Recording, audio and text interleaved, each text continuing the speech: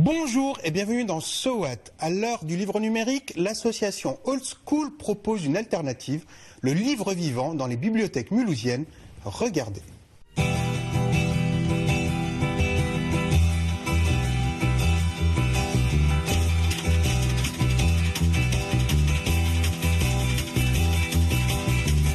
Livre vivant, c'est en l'occurrence un Mulhousien ici, c'est une personne bénévole qu'on peut emprunter pendant une demi-heure et qu'on peut feuilleter, qu'on peut interroger.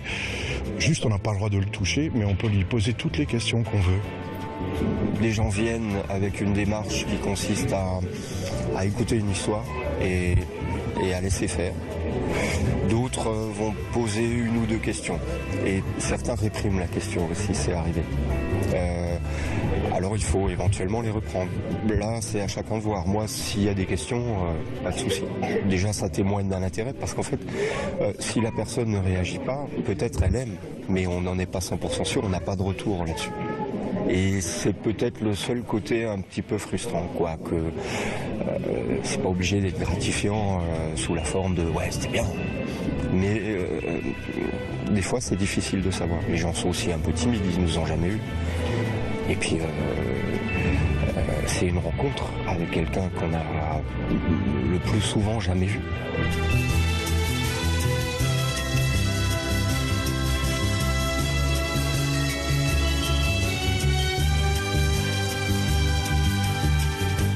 J'ai lu un article sur une expérience de bibliothèque vivante qui se déroulait en Scandinavie et donc c'était maintenant il y a 3 ans et je suis tout de suite allé voir le conservateur de la bibliothèque de Mulhouse pour lui dire il faut absolument tout de suite qu'on mette en place une expérience de bibliothèque vivante à Mulhouse.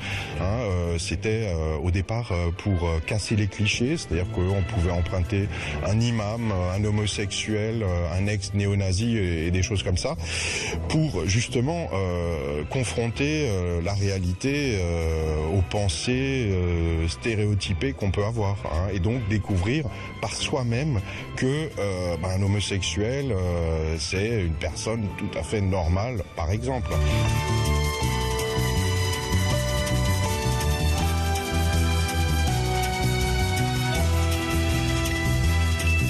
Donc tout un tas de livres vivants, enfin tout un tas, une quinzaine plus précisément, des Mulhousiens qui sortent de l'ordinaire sur le thème du voyage avec le Nigeria, le Sénégal, le Cambodge, la Somalie, le Suriname, l'Inde, les boat people qui arrivaient d'Asie dans les années 70 à Mulhouse. On peut comme ça voyager à travers les livres vivants et redécouvrir sa ville et surtout les Mulhousiens aux 136 nationalités qui viennent de partout. On a décollé en 2003. Ce que je vais te dire là, je l'ai déjà dit à la commission d'enquête. On a décollé en 2003, c'était la deuxième expédition. La première avait disparu corps et biens sans laisser ni traces, ni messages, ni quoi que ce soit. On partait en y croyant quand même. On a passé sur des crédits différents. C'était un programme américain de recherche d'une éventuelle soupape parce que la situation à ce moment-là sur Terre était plus inquiétante qu'on voulait le dire aux gens. Donc le programme n'a pas été médiatisé en aucune façon. On est parti à 4. Étant plutôt polyvalent, je sortais de Yale à l'époque et j'avais une formation de logisticien et de navigateur. Ils ont essayé de nous faire endosser chacun 2 casquettes pour comprimer le nombre de participants. Les Chroniques martiennes sont un livre de chevet pour moi depuis presque gosse. Et donc ça a généré beaucoup de choses sur le voyage. C'est un bouquin qui est plus finalement un bouquin philosophique que de science-fiction. Et donc il s'agit de faire un mix de la part d'improvisation, de ce que ça a généré dans mon affectif et la part du livre elle-même. C'est pas une expérience vraiment vécue, quoiqu'à la longue on se dit aussi elle est vécue quand même. Le voyage a duré à peu près 9 mois, on a été mis dans une sorte d'hyper-sommeil qui était à l'époque à un stade expérimental, à savoir qu'on ne se contentait pas de nous mettre en vie ralentie, Mais en même temps, on utilisait les dernières théories de philosophes hindous qui étaient une appréhension verticale de la vie, à savoir une suppression plus ou moins réussie du passé et de l'avenir. Ce qui fait qu'il n'y avait aucun vieillissement sur les 13 ou 14 mois de voyage. C'est une expérience forte, ça c'est sûr. Ça impose d'entrer dans son récit et de ne pas en sortir. Mais ça se fait de façon assez naturelle. Mais c'est une expérience forte. Et ça fiche un peu le trac si on est un traqueux de nature. Moi, ce que j'aimerais, c'est que ça soit tous les jours à la bibliothèque municipale de Mulhouse. Alors, on n'arrivera sans doute pas à du 24 heures sur 24, mais j'ai bon espoir que, vu le succès de cette première expérience, on puisse la renouveler de façon au moins annuelle et, si possible, pourquoi pas plus souvent.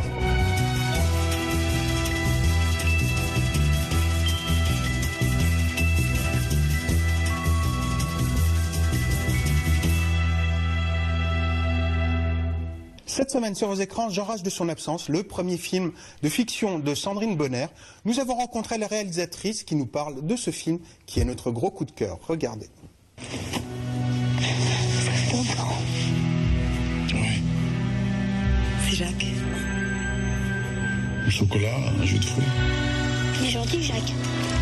Oui, très gentil. Il est triste. Je t'ai expliqué pourquoi. Paul, écoute-moi. Il faut dire à personne qu'on l'a vu. Même à papa? Même. Ça sera notre secret. D'accord? Ça se passe comment ta vie là-bas? Ma vie, c'était ici. C'est étrange. Plus personne ne me parle de Mathieu. Comme si il avait jamais existé. Cette histoire est inspirée d'un homme que j'ai connu, qui était lié à ma mère. Le film d'ailleurs est dédié à ma mère. Alors il n'y a pas d'histoire d'enfant absent dans l'histoire de cet homme. Mais en tout cas, ce qui est sûr, c'est qu'il y a le côté obsessionnel d'un deuil non fait, c'est un deuil non fait de l'amour qu'il avait pour ma mère, à tel point que ça, voilà, il a été lui aussi dans le renoncement et dans le bouddhisme, voilà, de ça. Et je trouve ça fascinant parce qu'il y a quelque chose d'héroïque malgré tout là-dedans. Même si c'est terrible, c'est d'être bouddhiste à ce point-là, peu de gens réussissent à ça. Heureusement d'ailleurs.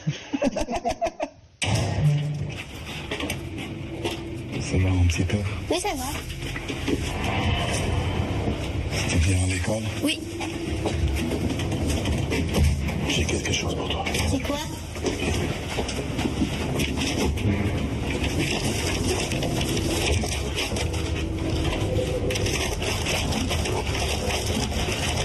Jette-le.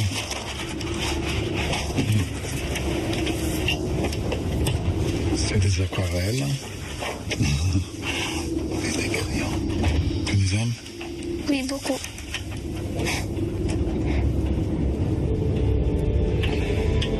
C'est à la fois un homme dans le renoncement et puis en même temps dans la renaissance de quelque chose, dans la renaissance de sa paternité. Cet enfant lui ramène de la vie, lui ramène de la lumière et cet enfant sait que cet homme a besoin de lui. Donc cet enfant le protège et d'ailleurs, je ne sais pas si vous avez remarqué, mais Jacques l'appelle tout le temps mon petit père. Et le père de l'enfant l'appelle mon grand. Donc ce gamin, il a quelque chose comme ça il est sans jugement, il est pour moi c'est l'oiseau qui protège le lion, quoi. Tu savais où était l'école de Paul? C'était pas très difficile à trouver. C'est quoi cette boîte de crayons dans ta chambre? Je les ai échangés à l'école.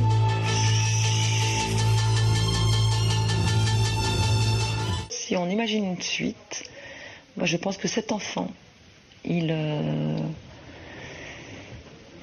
fait des pieds et des mains pour retrouver cet homme.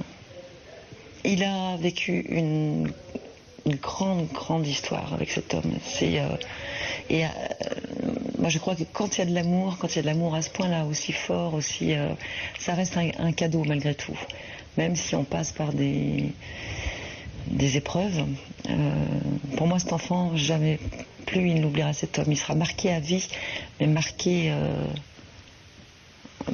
ouais, au niveau du lien, quoi. Tu restes là. Mais qu'est-ce que tu veux? Réveille-moi. Qu'est-ce qu'il fait en bas? C'est mon fils.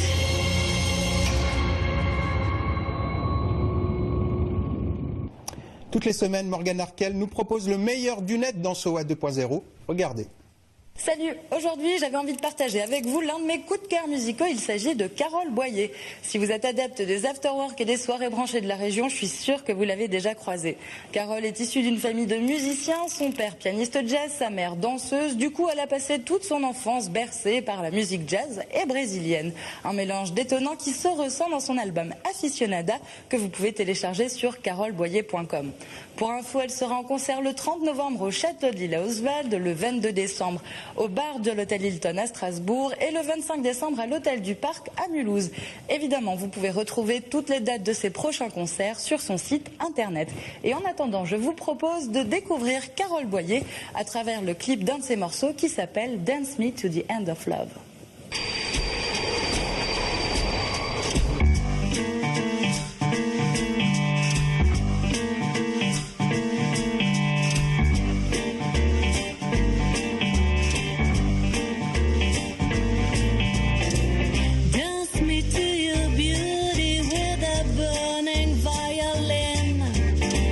Dance me through the panic till I'm gathered safely in. Lift me like an olive branch and be my homage dove. Dance me to the end of love. Dance me to the end of love. Let me see your beauty when the witnesses are gone. Let me feel you moving like they do in Babylon. Show me slowly what I only know, the limits of. Et voilà, SOWAT, c'est terminé pour cette semaine. Merci la vie, merci l'amour. Salut.